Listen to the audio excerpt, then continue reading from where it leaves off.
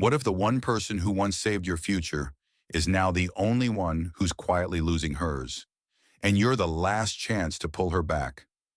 The city bled neon through Cassian Wolfe's penthouse glass like a living map of power. $1 billion acquisition sat signed on his desk, yet the victory rang hollow. "Wheels up for Tennessee?" asked Quinn, his chief of staff. Cassian stared past her, past the skyline, past the life he'd built. "Cancel," he said.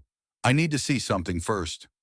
An overnight drive carried him from Manhattan's steel to the sighing streets of the town that had raised his hunger. At sunrise, the sedan rolled past the library where he'd devoured magazines he couldn't afford, and the corner where he learned the price of a headline. Then he saw it. Ruby's Diner. The same flickering neon. The same booth by the window where a boy once swore he wouldn't return until he owned the sky. The bell chimed. Coffee, butter, grill smoke. Memory ambushed him in warm waves. "Morning. What can I get you?" The voice was familiar before the face came into focus. Name tag, Lila. Eyes, a green he knew like his first blueprint. Lila Mercer, top of their class, scholarship star, the girl who dismantled teachers' arguments and made them grateful for it. "Steak and coffee," he said then. "Lila." Her pen paused midair. "Cassian? Cassian Wolfe?" He grinned like the kid who'd once sketched an empire on a napkin. "The one who owed you detention for talking back in economics." They measured a decade in 3 breaths. Up close, Lila looked the same, and not. Strength wrapped in tired edges. She worked the room with precise kindness, then slid into his booth for a stolen minute. They traded small updates until he asked the question that mattered. "What happened?" "You were going to build a world." "Dad's heart gave out my sophomore year at Columbia," she said. "Mom got sick. I came home. My brother needed shoes more than I needed seminars. Ruby hired me for 6 months. 6 months learned to multiply." Cassian didn't say "I'm sorry." He said softly, "You still build worlds." "Just different ones," she tried not to smile. "You still turn debts into opportunities?" "Upgraded to legal pads." He paid and left a black envelope under his plate. No speech, just a card. Monday, 9 a.m. Wolf Holdings. On the back, not pity, a door. She found it, touched the gilt crest, and tucked it into her apron like contraband. At the counter, a man in a gray jacket watched without blinking. Orion Vale, Cassian's charming, ruthless rival, snapped a quiet photo of the envelope the moment it flashed. If Cassian followed oxygen, Orion followed fire. Monday arrived with a knot in Lila's throat and calluses on her will. She rode the elevator to a sunlit floor that smelled like glass and new beginnings. Quinn greeted her kindly. No paparazzi, no parade. Cassian waited in a bare office with 2 chairs and a view of the city she'd never reached. "I'm not here to save you," he said. "I'm here to bet on you. Ops manager to start. 6 figures. We cover your mom's care and your brother's tuition. You earn everything else. Why me?" Her voice was steady, but her hands weren't. "Because when I was 18, I borrowed your courage and turned it into fuel. With all my money, I can't buy that." Before she could answer, Quinn stepped in. "Mr. Wolfe, Orion Vale is in the lobby. He says he's here to congratulate you." Orion entered with a smile made for magazine covers. Cassian, always a step ahead. "Ms. Mercer, is it? I have a counteroffer." He slid a sleek folder across the table. "VP title, obscene salary, equity on day 1, relocation to Manhattan, a company car, a glossy future." "Why?" Lila asked. "Because you're valuable," Orion said smoothly, "and because I hate losing." His eyes flicked to Cassian like a blade turning. Cassian didn't blink. "Read the second page," he told Lila. Fine print. A non-compete that would chain her future to Orion's orbit for years. A performance clause that made her family's benefits hinge on volatile metrics she couldn't control. A publicity writer that claimed her story and her face as company property. Lila exhaled, slow, steady. "You're not buying my talent," she said to Orion. "You're buying my voice." "Semantics," he purred. "Ownership," Cassian corrected. "There's a difference." Orion leaned back. You can have decency or you can have velocity. Not both. Lila looked from one man to the other and realized the real choice wasn't between offers. It was between stories. One turned her into a trophy. The other turned her into a builder. She closed the folder. I'm choosing the door, not the leash. Orion's smile thinned. You'll regret it. I regret working double shifts while men like you monetize my exhaustion, she said, standing. I won't regret myself. He left with a handshake meant to bruise. The office felt bigger when the door clicked shut. Cassian didn't cheer. He just nodded, as if something true had aligned with the Earth's quiet math. Quinn returned with a slim contract. Plain language, no traps. Lila signed. Her hand shook once, then steadied. What do you want me to do first? She asked. Cassian slid a stack of files toward her. 3 field teams and a regional supply line are bleeding money because no one has asked the people on the ground what's actually happening. You grew up translating chaos into order. Teach us how to listen by Friday, she had. Lila remapped a broken logistics chain in 36 hours, interviewed every warehouse lead by phone, and tore out a redundant vendor that had been siphoning 6 figures a quarter. She turned one tired crew into 2 efficient ones by rewriting the shift ladder around family schedules. Profit stabilized. Morale rose. The field team started calling her the Fix. That night, in the hushed glow of a half-empty office, Cassian brought 2 coffees to her desk. You moved numbers I couldn't budge, he said. I asked different questions, she replied. The answers were waiting. He studied her for a beat. Come to New York next week. Sit with the Helios Integration Board. If you like it, we'll keep adding zeros to your authority. She smiled, a real one now, edges bright. And if I hate it, you'll tell me, he said, and we'll build the thing that should exist instead. Lila stood and looked out at a city that finally seemed closer than the glass. When I was 17, I thought success was a skyline, she said. Now I think it's a table where my mother's medicine gets paid, my brother learns a trade, and my voice isn't a prop. Keep that definition, Cassian said. It's harder to steal. Down in the street, Orion's town car idled at the curb, exhaust curling like a vow. He texted an associate. She chose him. Adjust the Helios play. Hit the southern distribution. Make him bleed. Upstairs, Lila picked up her pen. What if he comes for us? She asked. Cassian's answer was simple. Then we build better, and we build together. The city lights flared alive, as if someone had dragged a brush of fire across the map. For once, the rush Cassian felt wasn't conquest. It was clarity.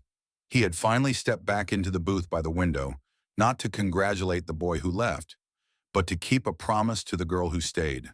And somewhere between the neon and the coffee and a signature on plain paper, 2 old classmates stopped being what they had been and became who they were always supposed to be. The believer and the builder, facing forward, door open. What would you do if the fastest road to glory was booby-trapped, and the only way through was to slow down, listen, and rebuild everything? 3 days after Lila stabilized the Southern Ops, the hit landed, quiet at first, like a cough in a crowded room.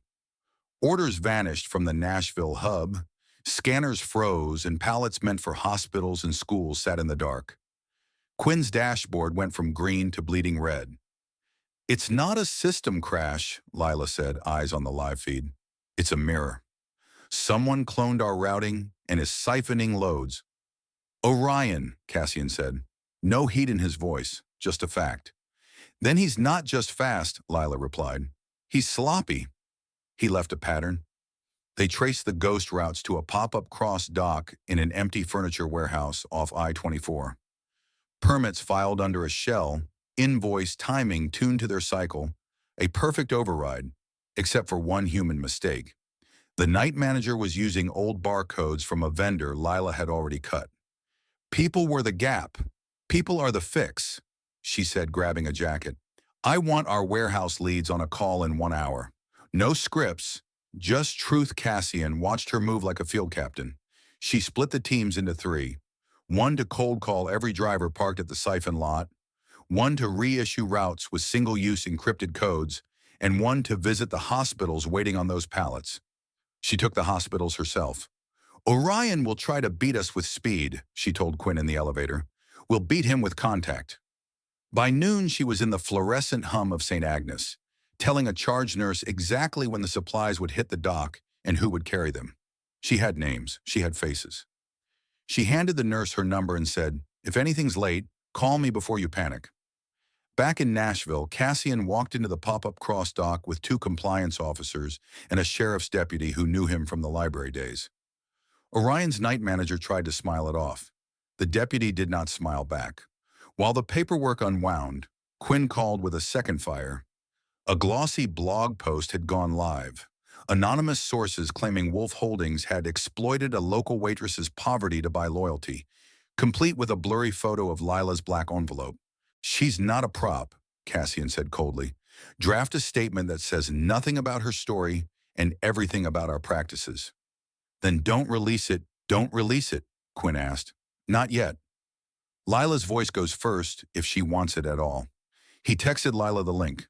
She read it in the hospital parking lot, jaw tightening, then relaxed. "He wants me to flinch," she said, slipping her phone away. "Let's not give him the pleasure." At 4:07 p.m., the first diverted truck rolled into St. Agnes, then the second, then 6 more on time by dinner. Nurses clapped the drivers into the dock as if they were returning soldiers. Lila stayed to help break down pallets until 6:30, hands raw, hair loose, smile small and real. When the last box hit the right shelf, she finally breathed. That night, Ruby's diner felt like a chapel. She slid into the booth by the window with Cassian and Quinn, still in her borrowed safety vest, a smear of tape on her sleeve like a badge. "You moved an entire corridor with a phone and a promise," Quinn said, half awed, half exhausted. "I moved it with names," Lila said. "Anonymous systems fail quietly. People don't." The bell chimed. Heads turned. Orion Vale stepped inside as if he owned the light. "Lovely place," he said, eyes skimming the room and landing on their booth. "Congratulations on the rescue." "Shame about your PR," Ruby materialized beside him, 5'2" of steel wrapped in a server's apron. "Seat yourself," she said, "and mind your manners." Orion smirked and took the table adjacent to theirs, close enough to hear without straining. "Ms. Mercer," he said, leaning back, "I admire loyalty, but you're tying yourself to a man who will bleed out over ethics while the market eats him alive." Lila didn't look at him. "Ethics aren't slow," she said to Cassian, deliberately. "They just don't sprint in the wrong direction." Orion slid a familiar folder onto his table and tapped it once. "Last chance. A real title, a real city, the story you deserve, without diner grease on your cuffs." Ruby set a coffee in front of him hard enough to rattle the cup. "That grease paid for 100 kids' braces," she said. "Careful where you step." Silence spread, then settled. Lila turned to Orion at last. Calm, precise. "Here's my counteroffer," she said. "Withdraw your smear. Publicly. Apologize to Ruby's Diner by name. Donate to St. Agnes tonight to make up for the chaos you caused. Then stop photographing envelopes you don't understand." Orion blinked, surprised into honesty. "Or what?" "Or I spend tomorrow telling reporters how your velocity stranded pallets of pediatric antibiotics and how your contract would have turned me into a billboard," she said. "And I'll do it from the loading dock with the nurses you inconvenienced standing behind me." Ruby crossed her arms, satisfied. Quinn hid a smile behind her mug. Cassian did not look at Orion. He watched Lila as if watching a new star fix its coordinates. Orion held Lila's gaze for a beat. Then he chuckled, not happily. "You learned the wrong lesson, Ms. Mercer." "Power is the story." "No," Lila said, standing. "People are. The story just remembers he left a 20 under his untouched cup, and the room exhaled when the door closed." Ruby plucked the bill without looking. "He tips like a headline," she muttered, and went to refill waters at the counter. They walked out into the cool, clean dark. Streetlights stitched the block into pieces of gold. "I'm giving you something," Cassian said, hands in his pockets, voice even. "Not as a favor." As a basis, he laid out a plan. A new division called Ground Truth. Small teams that embed with field ops, listen first, fix next. Lila at the helm. Real authority, budget protection. And, he hesitated, then continued, Equity tied to outcomes measured in both profit and service reliability. If ground truth worked, she would own a piece of the success she built. If it did not, the board could kill it, but not without her final memo on record. Equity, Lila repeated softly. That's not a door. That's a key. It's the right math, he said. You translate chaos into order. That should compound for you, not just for me. She didn't hug him. She didn't cry. She stuck out her hand like a builder at a job site. He shook it like one. Quinn coughed theatrically. Tomorrow at 8, she said. Bring your vest. The first ground truth sprint ran like a field hospital. Lila's team mapped the ugliest bottleneck in the southeast and solved it with 3 calls and a schedule written around school buses and elder care. Drivers started fighting to be assigned to Wolfe routes because they were seen. Oracle dashboards, strangely, began to behave better when the people behind them were treated like adults. A week later, the glossy blog posted a correction below its smear, then a full apology. An anonymous donation cleared St. Agnes's backorder list. Ruby found a cashier's check tucked under the register with a single line, "For the crayons." On Friday, Cassian flew Lila to New York to sit with the Helios board. She did not perform, she diagnosed. When a director smirked at diner thinking, she cut him in half with the gentlest actuarial math he'd ever seen, converting his acceptable loss into names, towns, and reputational drag he could feel in his bonus. The room's posture changed. So did the vote. Helios's integration slipped a week to rebuild one process the way Lila wanted. The stock dipped on Monday and rebounded higher by Thursday on fewer customer complaints in a field-level NPS that finally looked like the press releases. That night, back in Nashville, Lila walked into Ruby's with her mother on her arm and her little brother in a clean work shirt with the insignia of a trade school she had prepaid. Ruby cried into a dish towel and called every cook to the window. The bell chimed like applause. Cassian sat in the booth by the window, not to be seen, but to witness. What if he comes again? The little brother asked over pie, eyes flicking to the door as if expecting Orion to materialize in the sugar. He will, Lila said, squeezing his hand. That's what speed does. It loops. And what do we do? She looked at Cassian, then at Ruby, then at the waitress refilling a trucker's cup, and the nurse from St. Agnes picking up takeout at the counter. We make the loop smarter, she said. We make it human. Outside, the town's neon flickered like a tired heartbeat that had learned a steadier rhythm. Cassian walked Lila to the curb. The night tasted like coffee cooling on a counter that never closed. One more thing, he said, almost shy for the first time. Ground truth needs a slogan for the inside of our warehouse doors. Short, sharp. Yours, Lila thought for a beat, then smiled. Ask names, not numbers. He nodded once, like a promise. Done. Somewhere out on I-24, Orion's driver missed an exit by 1 mile because the map lagged. 1 mile became 10 trucks arriving 10 minutes late. 10 minutes late became a hospital choosing a supplier that answered the phone on the first ring. And in a corner booth that had once held a boy's escape plan, a woman who stayed wrote the first line of a new operating manual on a napkin. Not pity, adore, not speed, direction, not story. People. The next morning, every warehouse door in the region carried a small sign with 4 words that made the whole empire move differently. Ask names, not numbers.